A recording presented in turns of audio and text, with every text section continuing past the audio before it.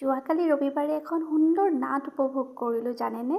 আৰু সেয়া হৈছিল গোৱালপাৰাৰ বিহু ফিল্ডত মঞ্চস্থ কৰা, আৰু নাটকখনিৰ নাম হৈছিল চক্ৰবিহুত অভিমন্যু। সঁচাকৈ ইমান সুন্দৰ অভিনয় হৈছিল, আৰু এয়া আমি সকলোবিলাকে খুবেই সুন্দৰভাৱে উপভোগ কৰিলোঁ।